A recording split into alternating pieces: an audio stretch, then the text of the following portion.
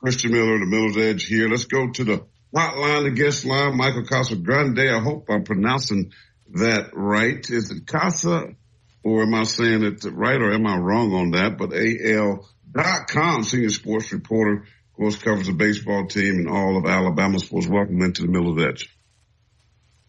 Hey, guys. How's it going? Going great. Good, if I can just talk right now.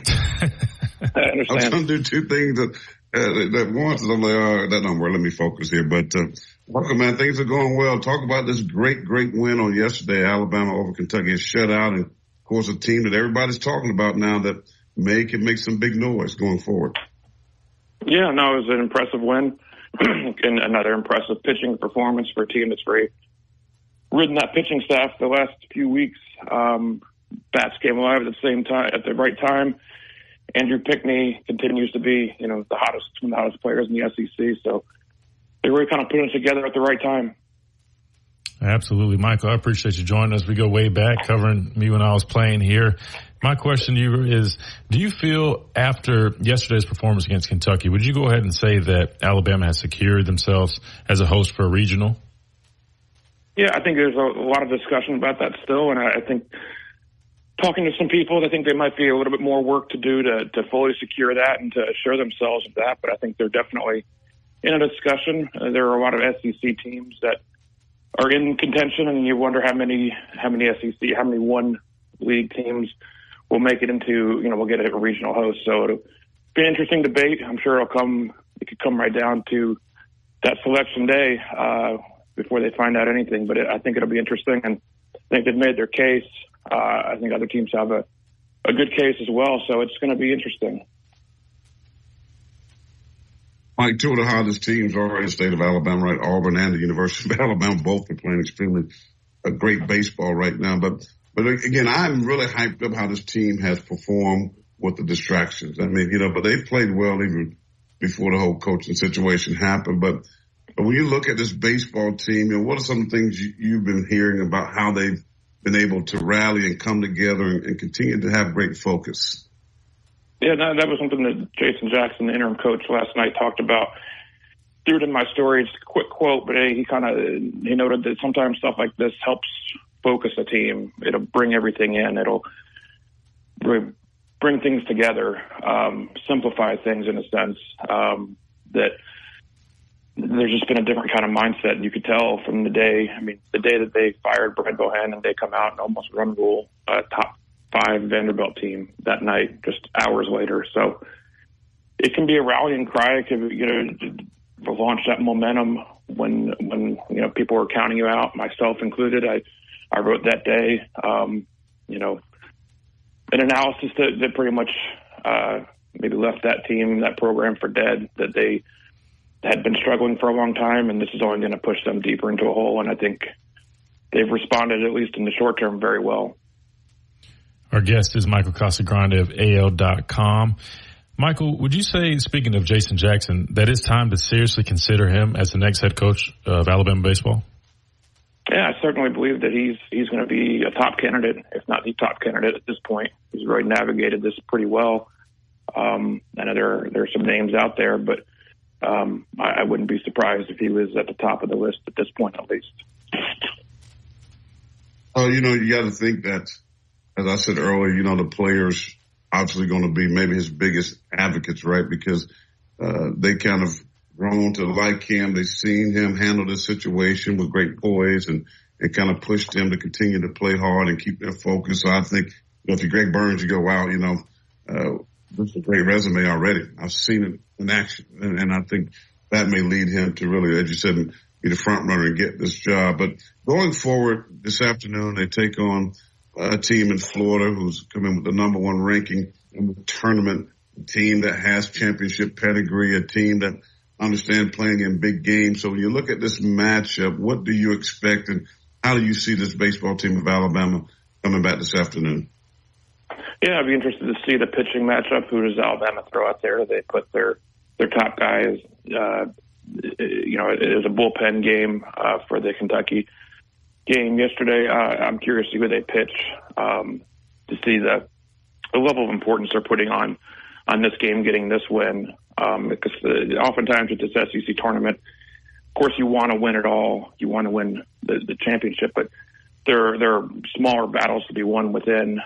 Getting to the, a win over Florida today would be bigger than a lot of other things, all things considered. So for the resume, that would be huge. I mean, beating Kentucky yesterday was big in terms of being the number 2 team in the RPI. So it's all about building that resume, and I think a win over Florida could all but assure them of that regional host. Michael, do you feel that after everything you've seen, this team do this season and this postseason up to this point, is this a team that you feel has the potential to make a run at an NCAA title? I know we got to be where our feet are and focus on the SEC tourney right now, but do you see them having the potential to make a run at the NCAA title and punching a ticket to Omaha? Maybe in the past I wouldn't have said yes, but after you've seen, like an Ole Miss a year ago, the last team to make it into the last at-large team to make it into the tournament at all last year, to go on and win it all. So, there's something to be said about getting hot.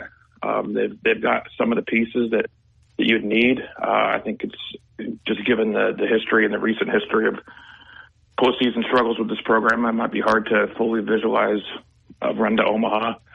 But it's like I said, with Ole Miss, what they did last year you couldn't have convinced a lot of people at this point, Wednesday at the SEC tournament, that they would be the one hosting the trophy in Omaha. So anything's possible, but would be on the outside shot, but not impossible. Michael Casagrande, senior sports writer, VL.com, is our guest here on The Miller's Edge. I wanted to switch gears and just talk a little Alabama football. I mean, we're football guys at heart, but I know the baseball is kind of thing right now. But, Nick's kids happened on yesterday. Of course, Nick, coming from Europe or Italy, he's been around doing his vacation, his travels, and, talking about the brand of Alabama and people over there loving the brand. And, but he's asked some questions about his team on yesterday. When you look at this football team, a lot of jobs are open. I think this is one of the years that you look at Alabama football and you go, wow, there's a lot of jobs that's up for competition. Just kind of what is your early thoughts of this football team as they head to come back to campus and start the summer workouts? I think it's really an interesting group.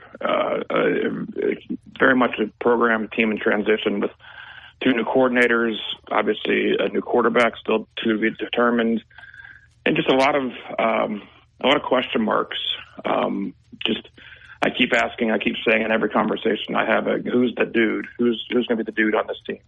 Or dudes, plural, where Will Anderson, Bryce Young were the unquestioned guys from last year's team. And when you look at this year's team, and I don't see that tallest guy standing up as being, who's going to be that person.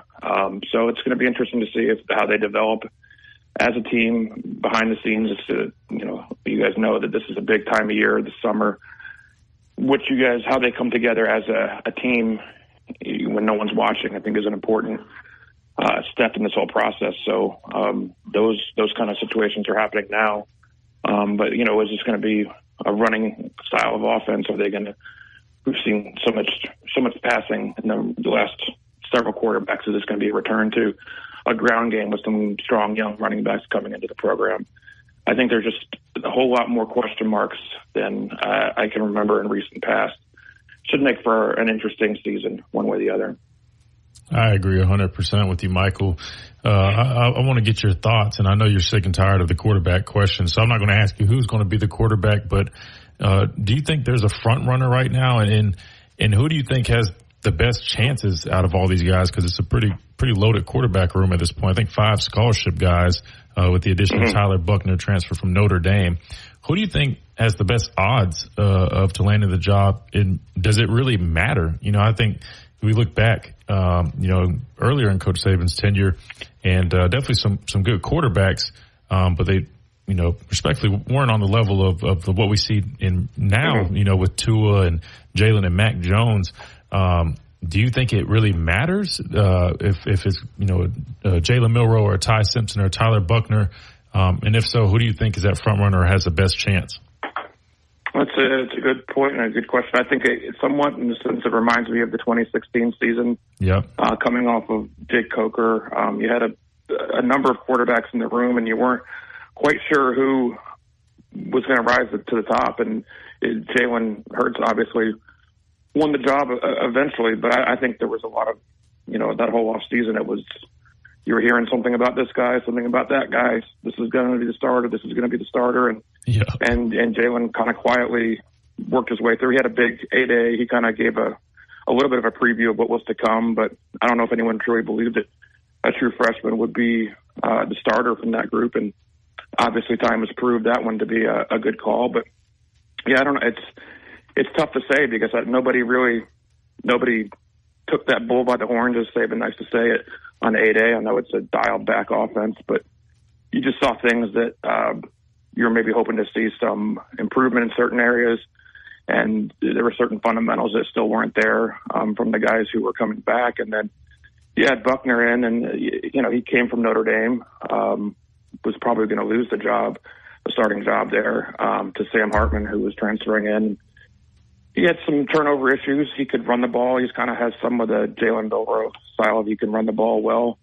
Has some turnover issues. So, it's when you bring in, and they've never brought in a transfer quarterback. So you think, that might be, when you bring in a transfer for the first time at that position, that might be an indicator, but there wasn't something so overwhelming about Buckner that says that, wow, he's definitely the guy to beat in this group. So, long story short, it's a good question, and we're going to find out. But I don't know if there's a true, the guy to beat, and then everyone trailing behind him.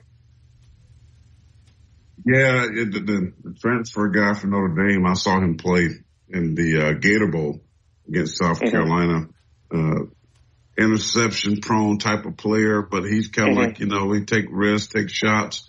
But to his credit, after being down by a couple of touchdowns to the Gamecocks, he brought Notre Dame back, minus the big tight end and some of his best players at running back.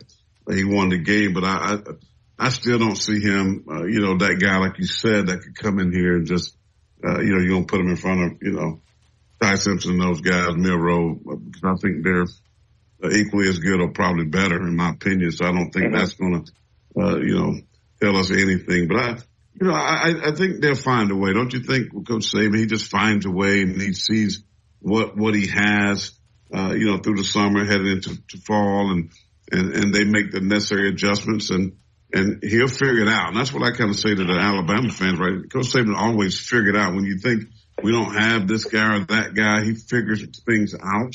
And somebody normally, separate themselves and take that lead, especially at that quarterback position.